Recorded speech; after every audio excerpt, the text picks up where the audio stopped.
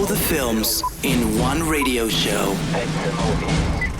Dhe për të folur për filma të bukur, siç e the, kinematografia nuk rresht asnjëherë së surprizuari, por edhe atëherë kur nuk ke çfarë të shikosh më gjëra të reja, shpeshherë kthehemi dhe filmat e vjetër na shijojnë po aq sa të rinj.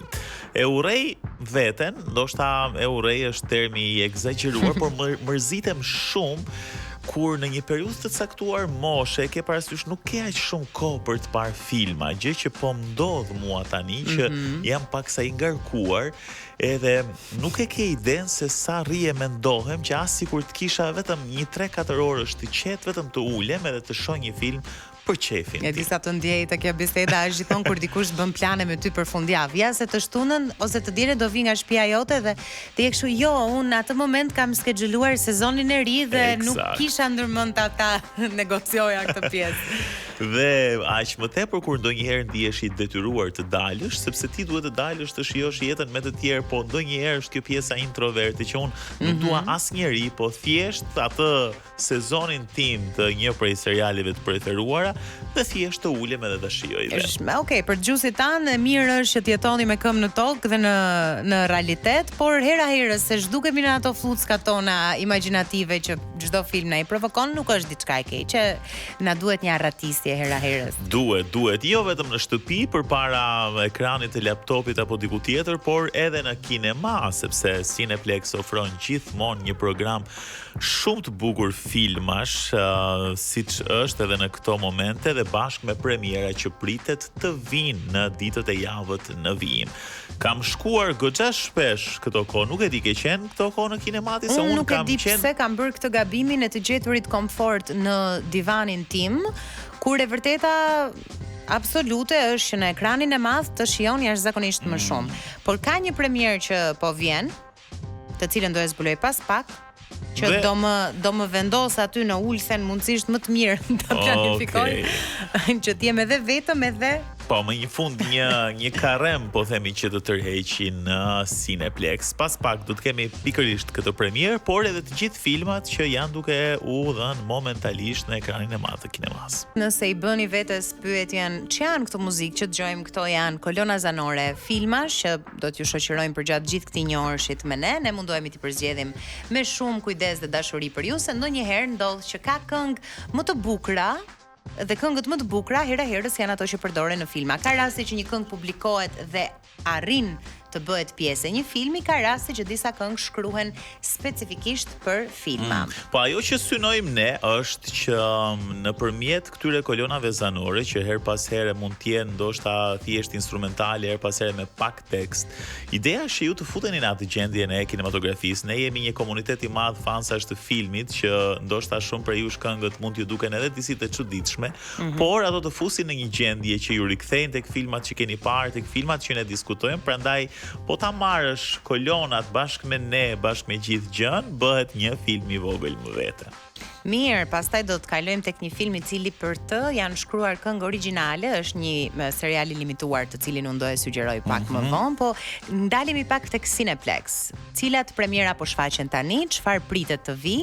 Nuk ka ndjesi më të bukur se sa ajo e të parurit një film në ekranin e madh. Ato kolonat zanore që ndoshta ju shijojnë tek ekrani i shtëpisë, në Cineplex ju shijojnë akoma më shumë. Kështu që Edi, po të pyes ty, duke qenë se je një me sa duket klient më i rregullt se unë. Po në fakt, sa i përket programit në Cineplex, vijojnë premierat Avatar, Fire and Dash, Falli 2, Greenland 2, Mercy, Nuremberg, që kemi folur herës së kaluar në mos gaboj për gjyqin e Nurembergut edhe për gjithë, po themi, studimin psikologjik që ju është bërë të gjithë liderëve të nazizmit të luftës së dytë botërore. The Housemaid është gjithashtu shumë i bukur.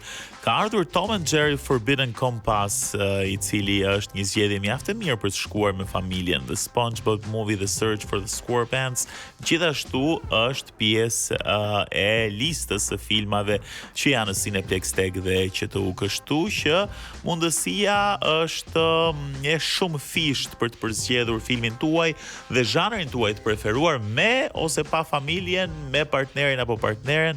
Unë kam parë që vërtet kinemaja ka qenë full këto ditë në çdo film që kam shkuar, kinemaja ka qenë plot. Dhe Cineplex meriton të jetë plot për një tjetër arsye që dua ta zbuloj tani. Hera herës arrin të sjell premiera 2 ditë përpara premierave ndërkombëtare. Pra ti mund të jesh ai njeriu që i thua të tjerëve, ju në Amerikë po prisni të dalë, unë e kam parë para 2 ditësh.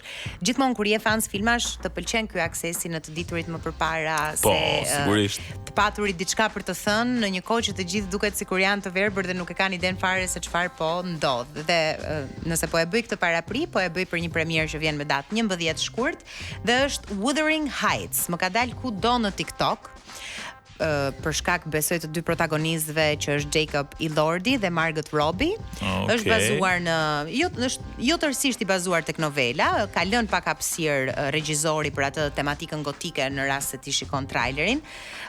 Regjizori është Emerald Fennell, që njerëzit mund ta njohin nga Promising Young Woman ose Saltburn. Pra e dim që këtu që kemi të bëjmë me një regjizor që ka qejf të bëjë gjëra ndryshe, pak të çuditshme nga këto skenat që ndoshta dhe e vën në siklet audiencën. Siklet është diçka që i përkufizon të 2 filmat. Edhe Promising Young Woman më ka vënë si në një farë sikleti, Saltburn akoma më shumë me atë skenën e pirjes së ujit të Vaskës për gjithë ju që e kuptoni këtë referencën që po bëj. Për ju që nuk e keni lexuar librin, Wuthering Heights ndjek historinë e Heathcliff dhe Catherine. Është një dashuri pasionante mes të dyve që merr fund kur Catherine martohet me një burr tjetër për status. I lënduar edhe në prag të marrëzisë, Heathcliff kërkon hakmarrje dhe shkakton vuajtje që zgjasin për plot 2 breza. Përgjatë historisë në libër, preket kjo idea, nuk e kam lexuar librin, nuk kam parë interpretime të tjera kinematografike të këtij libri. E njoh Wuthering Heights nga një këngë që do ta luaj tani për ju. Di që përgjatë historisë në libër preket pak kjo ideja se Catherine shndërrohet në një fantazëm që fillon ta përndjek. Dhe këtë pikërisht e di nga një këngë e Kate Bush që quhet Wuthering Heights, që kjo është Catherine dhe i thot: jam unë, Kathy, jam kthyer në shtëpi me hap dritaren, por ajo është një fantazëm që mua ma ka shitur dhe prap do më të çojë siç të tash më përpara, mu ke ulsja më e mirë. Po, një arsye tjetër për ta parë duket se është momenti i Margot Robbie, sepse pash që ishte shpallur gruaja më e bukur në botë për vitin 2025.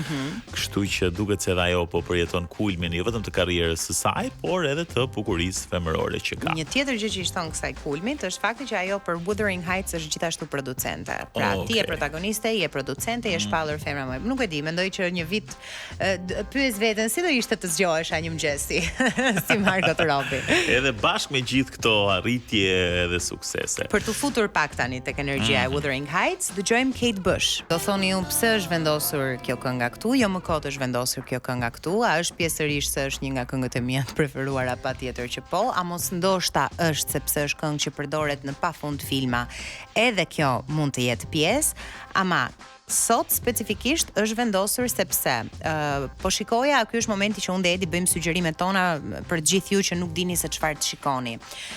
Pash His and Hers në Netflix, që është për momentin seriali më i ndjekur, gjithashtu. Po e përfundova, e hëngra kështu si i bukur. Shumë i bukur deri diku i parashikueshëm, po vetëm për një njerëz që e sheh një film me shumë detaje, për plot të tjerë ndoshta do shokoheni, sepse unë prandaj u bëra pjesë dhe ma shitën sepse thonin që ka një fund që do të lërë gojë hapur dhe do jesh i mahnitur.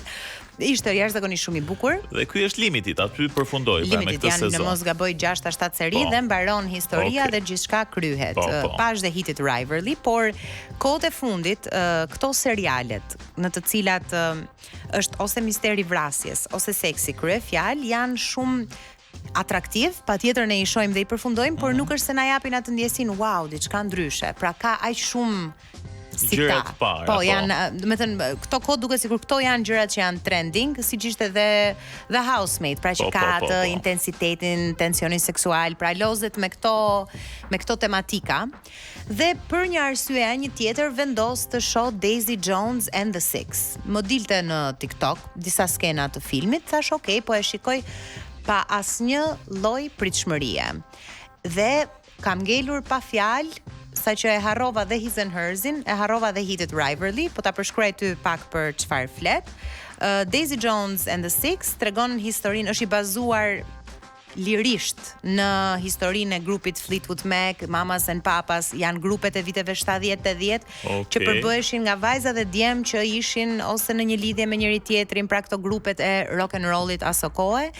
Ndjek paralelisht dy personazhe, është Billy që është një djalë nga Pittsburghu, është ky djali i njohur i qytetit që këndon, të gjitha vajzat e kanë qef, ka një ëndër të bëhet artist i madh dhe krijon një band me vëllezërit e tij dhe me një mikun e tij dhe mundohen t'ja dalin dhe të bëhen të famshëm. Dikush i thotë që për të bërë të famshëm ju s'bëhenin Pittsburgh, duhet shkonin në Hollywood. Këta nisën në Hollywood me shpresën për t'ja dalë.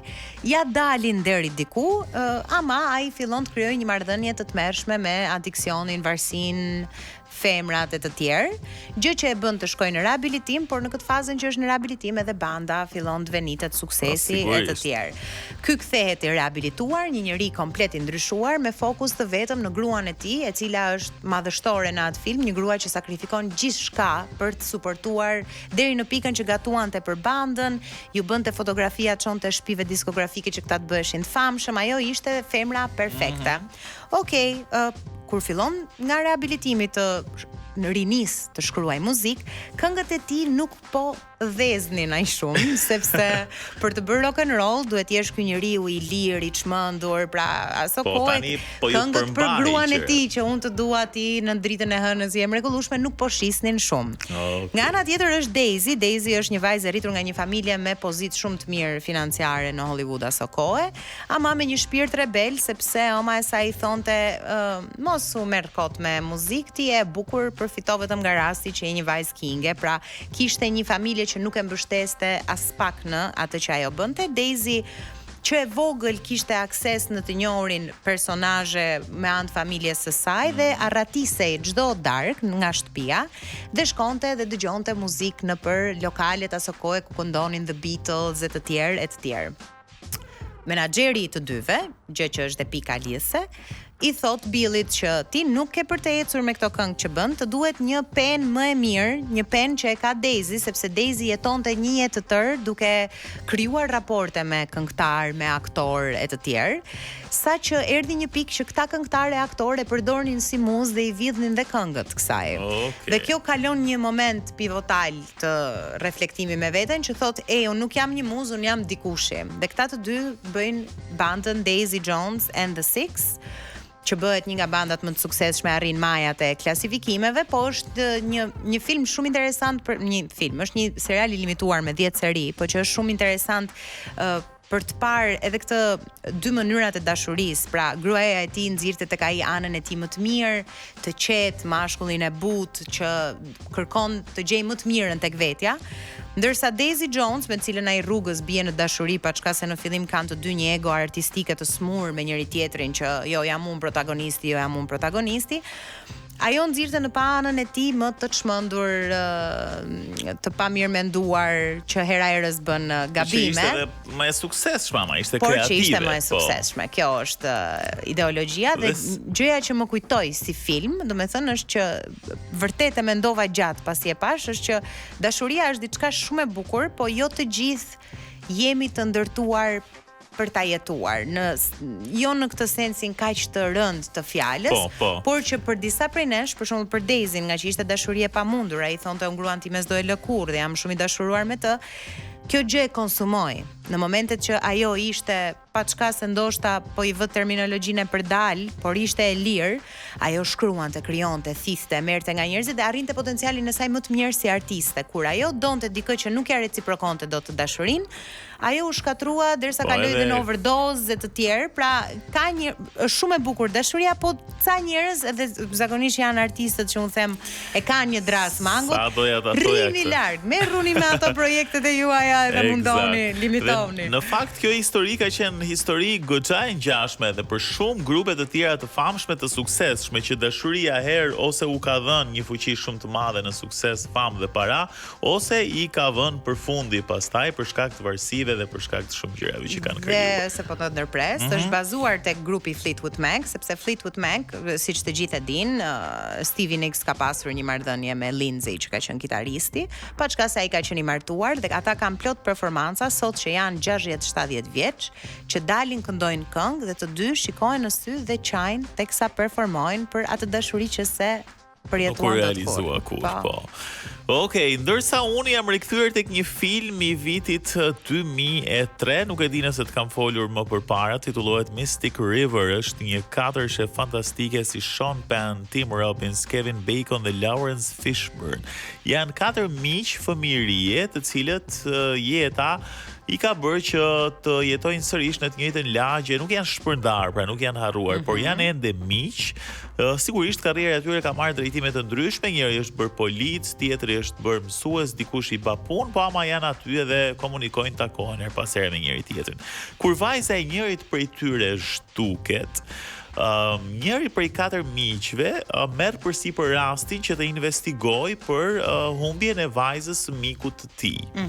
Por njëri nga miqt gjithashtu nuk ishte shumë mirë për shkak se jeta I kishte marrë jo dhe aq për mirë, ishte njëri disi I çuditshëm, her pas here kur dilshin të katërt ai po themi që her pas here nuk bëj pjesë, nuk e thërrisnin shumë shpesh se nuk ishte mirë, po themi edhe nga gjendja psikologjike. Dhe personazhi kryesor që dyshohet është pikërisht njëri prej miqve që ka vrarë vajzën e njërit prej të 4 shokëve. Sigurisht tani ka edhe një lloj stepjeje se ishte shumë e vështirë për miqt që t'ia vinin gishtin shokut të tyre për vajzën e humbur, gjë që ishte shumë e rëndë dhe pa besueshme që ai mund të kishte arritur një akt të tillë që jo vetëm e ka vrarë, por edhe e ka torturuar. Se si është fundi, është tmerrsisht interesant. Dhe është film.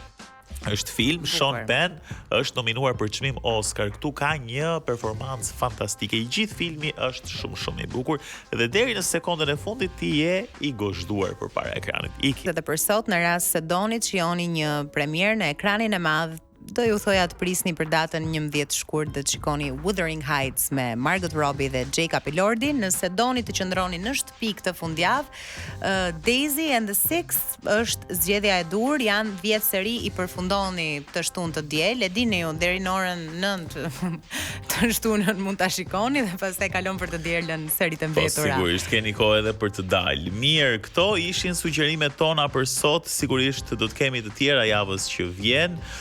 Me filmat mirë dhe me një aromë të çmimeve Oscar që megjithëse është herët, po ka filluar të ndihet edhe të na shkojë në përmend se cili film mund të jetë apo jo kandidat për një ceremoni e cila pritet të mbahet rreth muajit mars. Mirë, faleminderit që qëndruat me ne dhe dëgjohemi sërish javën që vjen. Kalofshi bukur.